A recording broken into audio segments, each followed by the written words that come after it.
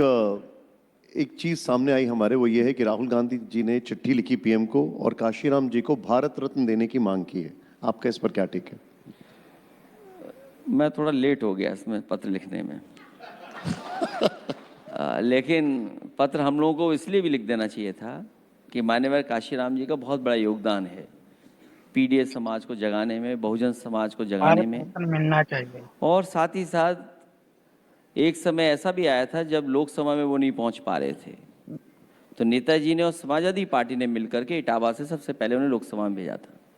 तो समाजवादियों का बहुत बड़ा योगदान है बहुजन समाज को हक और सम्मान दिलाने के लिए और सत्ता तक पहुंचाने के लिए। इसलिए पत्र उन्होंने पहले लिख दिया, पत्र हम लोगों को पहले लिख देना चाहिए था। लेकिन अखिलेश जी, सही कहा। बहुत सारे लोग नेताजी को भी भारत रत्न देने की मांग करते हैं। क्या अखिलेश जी भी कोई चिट्ठी लिखेंगे? देखिए, वो क्योंकि मेरे पिताजी रहे और पार्टी उन्हीं की है, उन्होंने विचार दिया है, इस पर मैं कुछ नहीं कह सकता हूँ। कि वर्कर्स की भावना है, लीडर्स की भावना है, उस पर मैं कोई टिप्पणी नहीं करना चाहता हूँ। अखिलेश जी, एक आखिरी सवाल। यूजीसी पर काफी विवाद हुआ,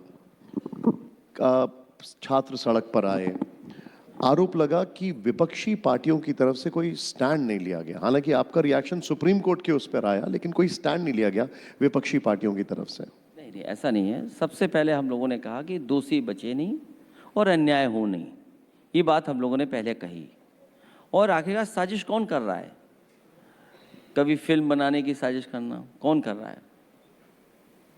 फिल्में बनवाने की साजिश कौन कर रहा है? क्वेश्चन पेपर में आखिरकार कौन क्या डाल रहा है?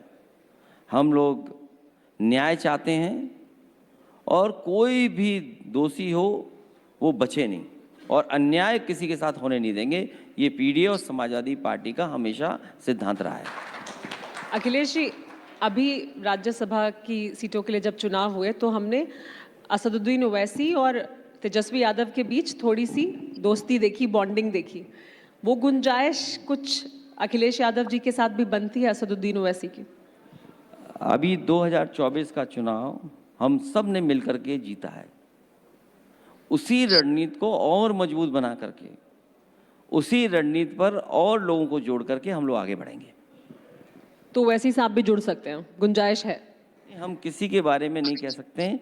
जो हमारी रणनीति रही है पीडीए की, हम उस रणनीति से अलग नहीं होने जा रहे हैं। सामाजिक न्याय के राज की स्थापना के लिए और पीडीए समाज को जोड़ने के लिए, जो पीड़ित होगा, जो दुखी होगा, जो अपमानित होगा, उसको हम जोड़ने का काम करेंगे। अखिलेश जी, पिछली बार भी उन्होंने दरवाजा खटखटाया था आपका, इस बार भी आते हैं दरवाजा खटखटाते हैं, तो कोई गुंजाइश बनेगी? अखिलेश यादव स्वागत करेंगे, गले मिलेंगे? अब आप इतना ही पूछ रहे हो तो हम ये बता दें, लोकसभा में हम दोनों अगल बगल बैठते थे एक जमाने में। नहीं, वो तो वो जमाना था, अब इस जमाने में क्या होने वाला है? 27 की बात है अब तो। मैंने आपसे कहा कि पीडीए की रणनीति को हम लोग आगे बढ़ाएंगे। पीडीए ने जिताया हमें,